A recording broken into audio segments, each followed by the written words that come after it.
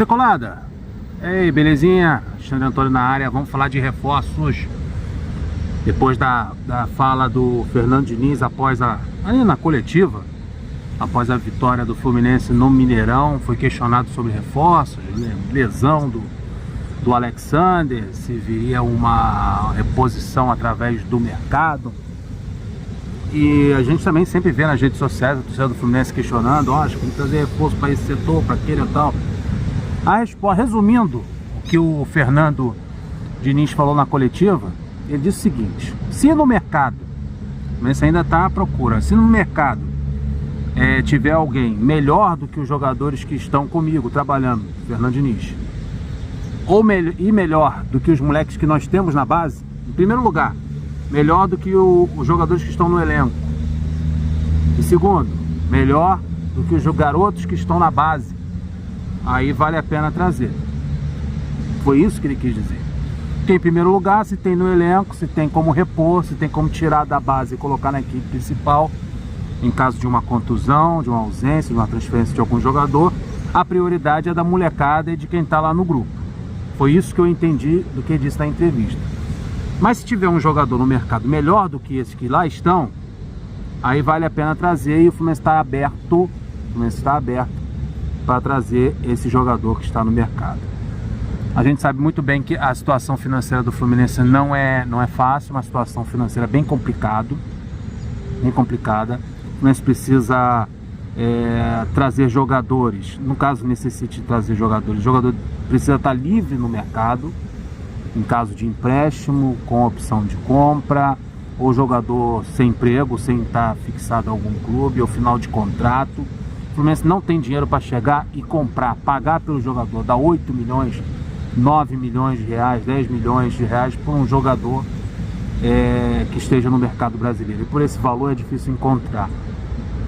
Então o que ficou bem claro na entrevista do Fernando Diniz é que ele confia no seu grupo de jogadores, e ele também, na sua entrevista, ele cita a base, que é muito importante até na hora da reposição à lateral esquerda, no caso do Alexander, ou até mesmo na posição de volante. Como eu já falei nos vídeos anteriores, para a posição de volante temos o Edinho, na posição de lateral temos o Jefté.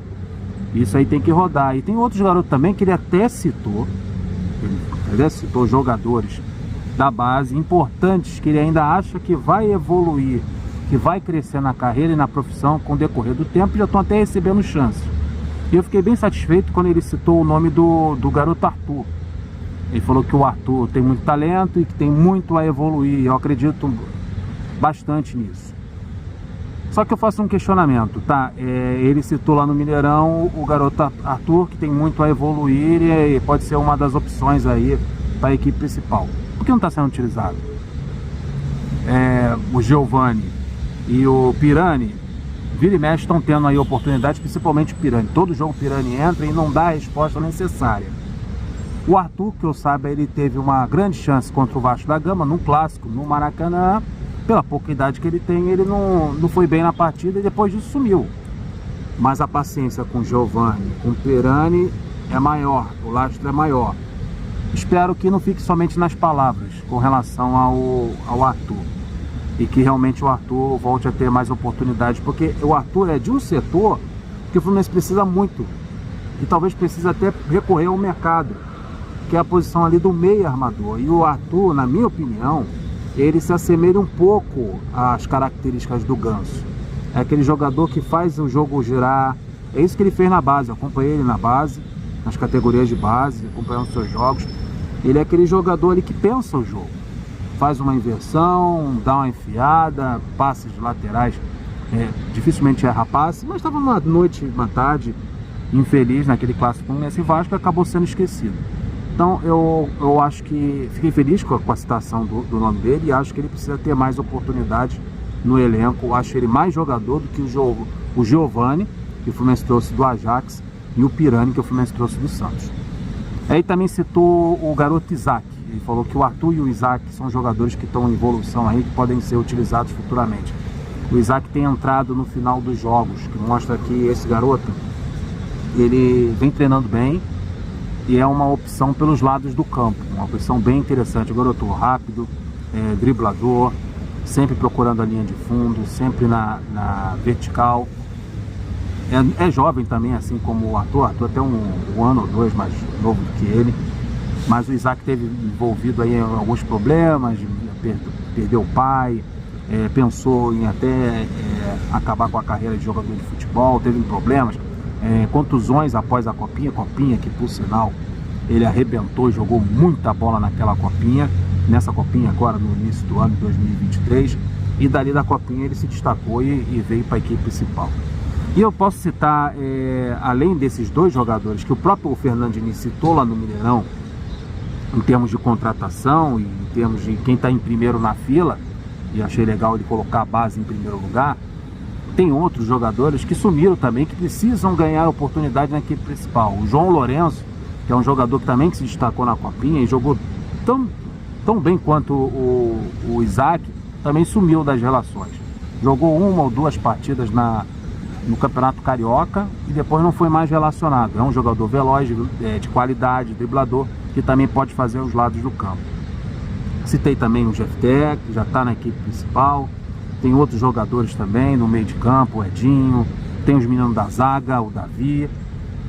Então acho que o Fluminense, cara, ele isso que é a importância de Xerém tá nisso aí.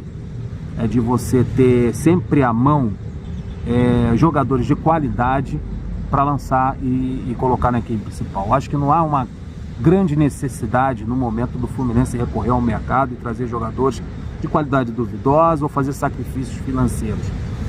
Até no podcast que o Mário participou agora, do Getúlio Vargas, podcast pelo YouTube, ele citou que a situação financeira do Fluminense ainda é complicada esse ano de 2023. Ele acha que em 2024 e em 2025, nos próximos 2 anos, a situação financeira seja um pouco melhor.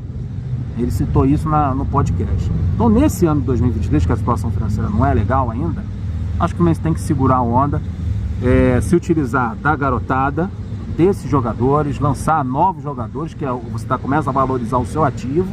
Daqui a pouco é o que aconteceu com o André, o que aconteceu com o Martinelli, o que aconteceu com outros jogadores que vieram da base, o JK, que tem uma visão maneira aí, o mercado olha sempre desejando esses jogadores. Você coloca os seus ativos, eles jogam bem, eles valorizam, e o Fluminense só tem a lucrado que ir ao mercado trazer jogadores. O Fluminense acertou bastante nas contratações, mas também errou, e quando erra feio.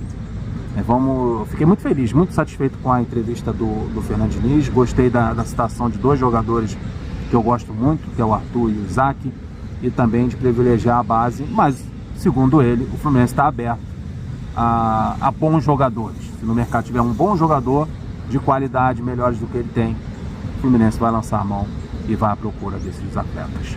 Peço o seu like, sua inscrição, seu compartilhamento. Até o próximo vídeo. Fui!